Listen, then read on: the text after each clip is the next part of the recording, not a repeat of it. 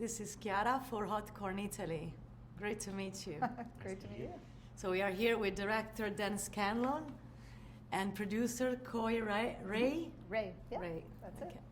So Dan, you've been working at Pixar for a long time now, since 2001. And you came here as a storyboard artist for Cars and Toy Story 3. Yes. So, and you have you. So your first movie was Monsters University, right? That's your debut.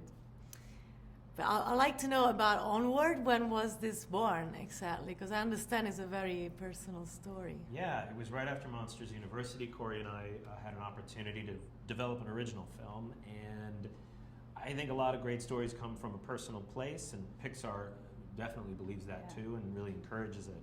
So, you know, growing up, I had lost my father at a young age, and my brother and I didn't remember him at all, and always wondered who he was and how we were like him.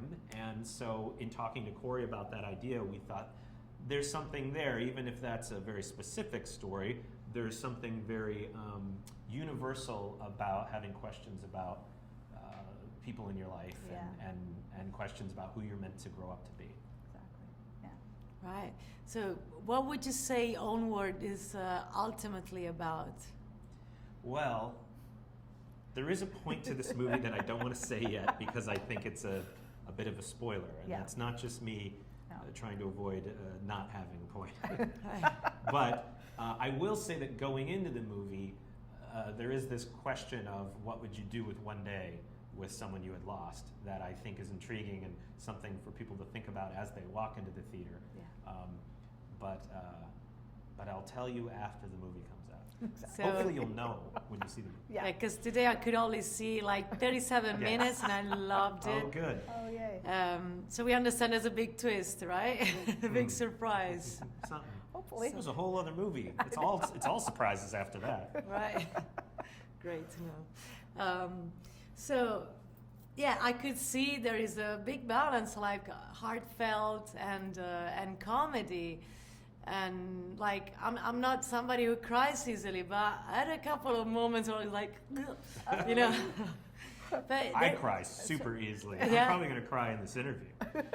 I love that, and I think to your point, like what's what we wanted. We wanted emotion and we wanted a laugh because that's the joys of life. So hopefully you'll be doing both. Yeah. But for you, you've seen the whole movie, right? Yes. At least you. We have only recently, though. Yes. Recently finished it. movie. Yeah. Right. So, but for you being so personal, it must have been like Well, I cried. more cry than usual. Yes.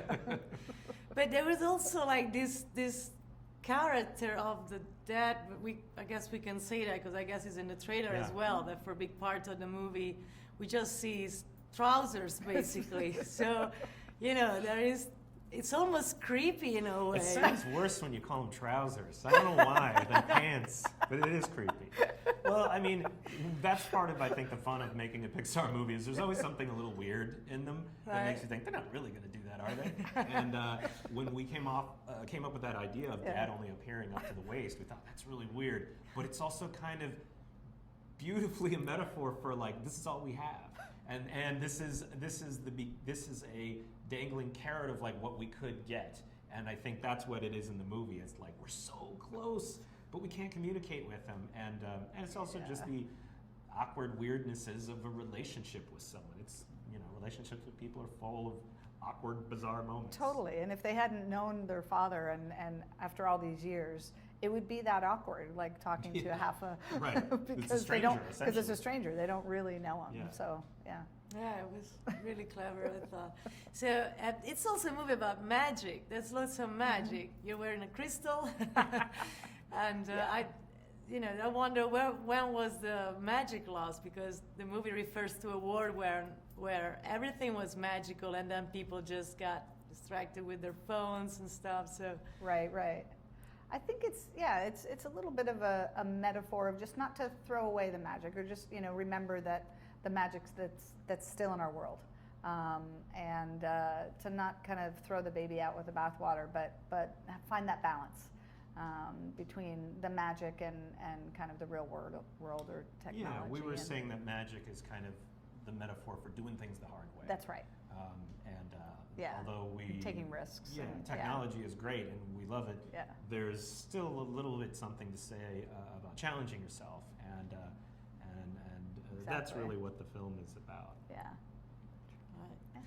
And okay, I mean, there are also lots of crazy theories about, you know, how the world used to be, like with all magical people. I don't know if you're aware, you know, some people talking about the world was populated by minotaurs and like. Oh.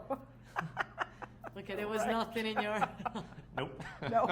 See, because people always tend to read too much into. Oh yeah, that's the fun for us. We just get to see what the world. Yeah. When it comes out, we'll get to see all of the fabulous things that, Right. that people read into the movie. Right. That's the fun part for us. But you've been a team for a while, the two of you Yeah. as a producer and director. So, what would you say of one another? That was the fun part to work with one another. I think one of the main things that I've learned from Dan is perseverance, and to keep, because you know these things take a long time, and the story is so challenging to come up with.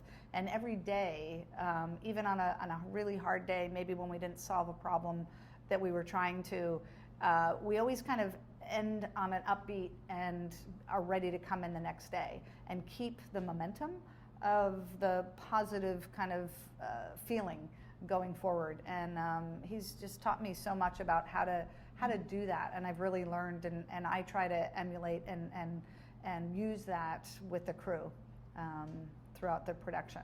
So he's really good at that. It's hard to stay positive. I was going to cry at the end of this interview. It's hard to stay positive on the throughout the movie, and he's amazing at it. He's really good. Thank you. Yeah.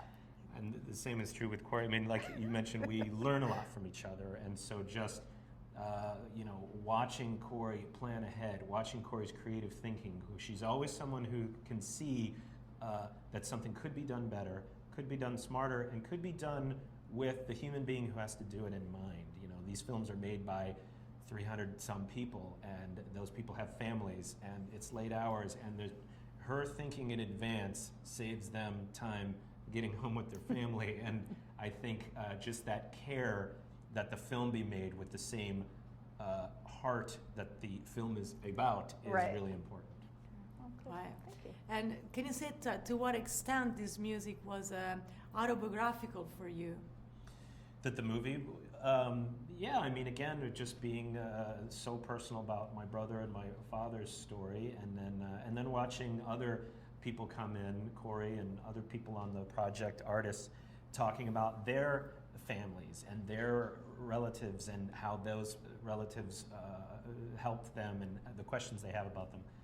Watching the story become not my story anymore, but a bigger story and becoming its own thing is really exciting.